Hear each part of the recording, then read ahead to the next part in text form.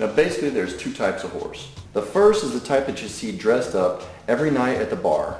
And this is the type that you can get drunk, party with, and fuck. Now, I don't have any problem with girls like this because it's their choice to live their life this way. And I say if it feels good, then do it. To each its own. Exactly. You can fuck them and leave them, and both of you got what you wanted. They're good whores because they don't act all innocent and shit. However, they ruin dating for the rest of the girls. Because why will a guy waste his time with the hassles of dating when he can get the sex for free? What about love? Then there are the whores, like the ones Harley is seeing, which are the worst ones out there. The ones that don't put out and just use you. You know, I was having a pretty good day until you reminded me of my love life. Think about it. He's doing the right thing, all interested in this Heather girl with a relationship in mind. And then what happens? She uses him to make the rich boyfriend jealous. We actually don't know that for sure. Now lots of girls do this. They flirt and act all interested in shit. So the guy does what he is told is the right thing. He takes her out on a couple of dates. And being a gentleman, you know, instead of trying to fuck her right off or trying to chase other girls at the same time, he tries to imply a relationship.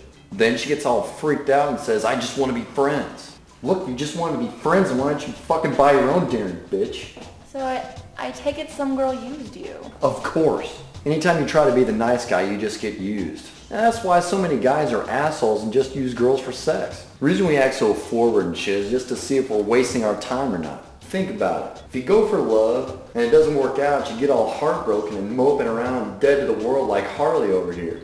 But if you go for sex and it doesn't work out, then all you end up is still horny. And believe me, there are lots of cures for that. You know, you actually have a good point there. Of course I have a point. This is the shit I think about. I'm gonna put it all in a book one day. It'll be called Women Are From Venus, But I Have a Penis. Yeah, it'll be a little Dr. Seuss pop-up book or something. Alright, fuck you guys. I'll just stick to porn. Okay, I'm sure that I'm going to regret asking you this, but I suppose you have a theory of how all dating went to shit and women became whores? Actually, I do. Now, I don't want to get your feminist panties in a bunch here. Oh shit. But the feminist movement changed dating forever. Not that there's anything wrong with equal rights and equal pay, but in the old days, you know, it was a man's job to work and a woman's job to cook and clean and raise the kids. I'm not saying it was a good thing, but the relationship kind of worked because they needed each other. It's kind of like a partnership. Nowadays, women have become independent, so they don't need a man anymore. However, the side effect is that men have learned to cook and clean for themselves. So the only reason they need a woman in their lives is for sex. What about love and companionship? Come on. If a man wants love and companionship, he'll get a fucking dog. That way he wouldn't have to put up with any bullshit head games. You know he's right. You can beat your dog and he will still love you when you come home from work, just as long as you feed him and throw him the ball from time to time. So are you saying that you should be able to beat your woman? Well, I'm just going to go ahead and shut the hell up. So I'm curious, Chester. Do you have a solution that would end all the heartbreaks of dating? Of course. And it's simple. Legalize prostitution. Really? Think about it.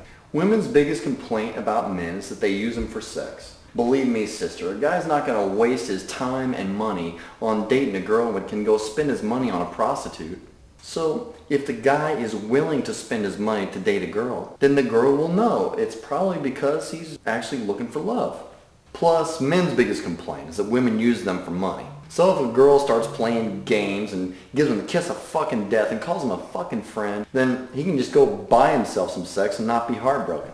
So all it takes for a guy to get over a girl who broke his heart is some sex? Hell yeah. That's why God invented titty bars. Honestly, the only time a guy gets his heart broken is when he doesn't get to fuck the girl he's chasing.